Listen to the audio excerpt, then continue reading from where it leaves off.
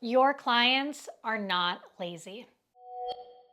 Hi, my name is Lilly. I'm the Director of Coach and Training Development at Body Brain Alliance, and I've also been in the behavior change coaching space for many years now. What I often see is newer coaches immediately judging their clients. They think, this client's just lazy.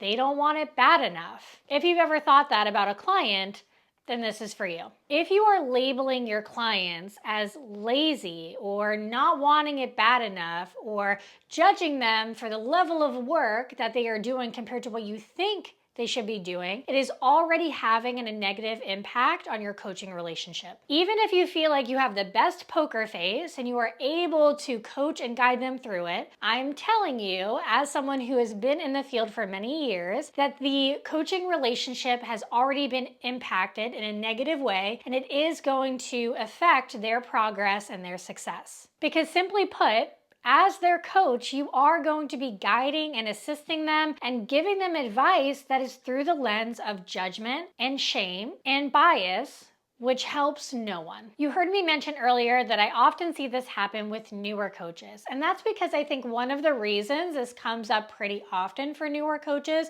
is due to lack of experience.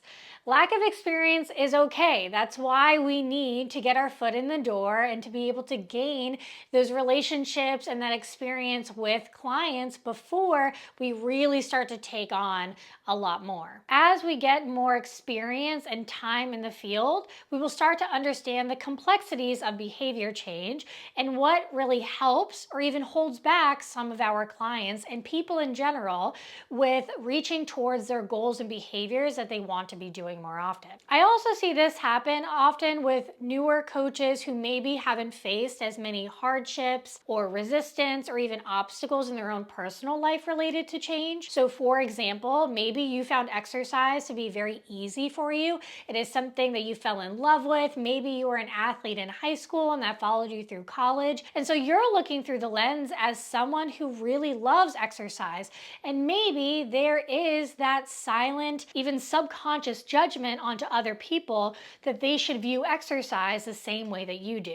And then of course, worst case scenario is I see this sometimes happen when someone just simply lacks empathy, which of course, we hope that that's not the case. If you are here watching this video now, I can tell that you care a lot about your clients and you want to find effective coaching strategies to work through the client resistance and help them reach their goal. Now, let me be clear. I have never called my clients lazy or thought of them as lazy, but there was a time in my life where I was 23 in college, had a lot more time flexibility. I was kid-free. I didn't have a lot of bills to pay. And so I had a lot of motivation to exercise and time to exercise. And that understandably did kind of cloud my vision at my very first experience with working with clients. At the time, I was not appropriately able to compare my life experience as a 23-year-old college student to those who were in different phases of life, faced different kinds of obstacles, had families to care for, bills to pay, long jobs to work, and overall faced barriers that at that time I could not personally relate to. All of that to say is that your clients are not lazy. Instead, you as a coach are lacking the understanding of what your clients' goals are, what their values are, why they chose the goals that they have, and what are their real life obstacles that need to be taken into account. So let's rewind. You have a client who wants to lose weight and you specialize in this, so you feel like you are the perfect coach for them.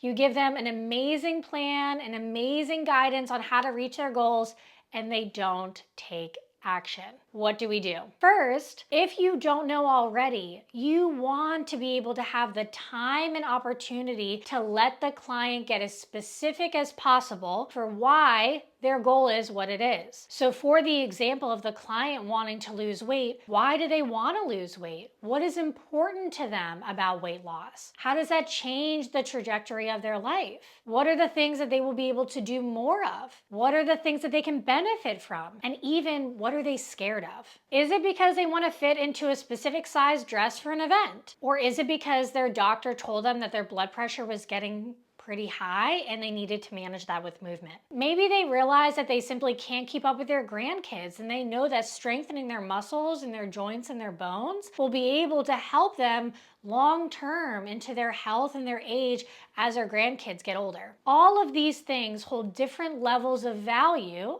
and different levels of value to that individual client. By allowing the client to talk about why they are choosing the goal that they are, it gives you an opportunity as their coach to help them get as specific as possible, tap into those values that they really care about, and understand what obstacles they may face if their motivations are internal or external. Even if you feel like the client is specific, they are tapping into their values, they feel like they're very clear on their goal, you may very well still experience clients not being able to follow through with some of those habits and behaviors that they set out with you. If you notice a client not following through with those things, you want to get curious. You can ask some questions like, what got in the way this week? Or how did that experience feel to you? Or for the times that you were able to get in that workout, what did that look like for you? How did you fit it in? You want to be able to straddle the ideas of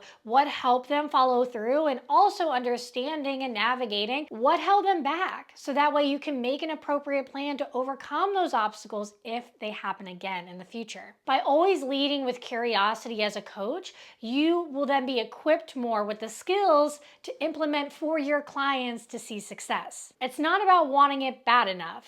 It's about having the appropriate level of skills to implement to overcome those very normal, very common obstacles and barriers that come up with life when we are trying to adhere to a new action or behavior. Finally, we want to experiment with the confidence scale. So whether you are meeting with a client periodically, like week to week, or even when you are just initially meeting with them, a confidence scale can give you a really good understanding as a coach of how confident they feel with being able to follow through with their goals. However, you want to keep in mind that the more specific you get, the more equipped you can be as a coach to help them through that. For example, if you ask a client, how confident are you that you will be able to lose weight, when they're feeling really motivated about it and they've just been able to solidify their coaching relationship with you, it may be a 10, and that's awesome. But we also want to keep in mind to maybe ask this question again in the future if those barriers start to come up. Maybe their goal was to exercise 3 or 4 days that following week and they were only able to fit in 1 to 2. They're feeling frustrated about it. So you're making a new plan to overcome the obstacles for that following week, and you ask them, what's your confidence level on being able to go to the gym 3 days this next week? You may get a very different confidence level now that they've had some experience with those resistance and obstacles than you did at the very beginning, and that's normal. And that's okay. If a client answers on their confidence scale between a 1 and a 6, we want to utilize that to build their confidence. So let's say your client says they have a confidence level of 4 of being able to follow through with those gym sessions the next week. This is a good opportunity for you as a coach to say, I'm curious what makes you pick a 4 instead of a 1. This allows them to tap into those strengths and be able to get curious around their own capabilities and be able to feel a little bit more confident and towards the level of making changes. The opposite can be true. If a client is picking between a 6 and a 10, we can ask the question of, I'm curious why you picked a 7 and not an 8 or a 9, because they can start thinking about that growth mindset on the things that they would need to change or adjust in their environment or gather support to get that confidence even higher. Both of these questions are going to be strength-based, which is exactly what you want for clients to feel more motivated to follow through with their goals. Overall, we want to keep in mind that things are a lot more complex for individuals to make changes, that we should not, as coaches, be labeling our clients as not wanting it bad enough or lazy. And instead, we want to lead with effective coaching strategies to get curious, to ask those questions, help them reflect, help our clients tap into those values so that long-term they will be able to reach their goals. If you found this helpful, make sure that you like this video and send to another coach that you think could really benefit from this information. And don't forget to subscribe so we can see you in the next video.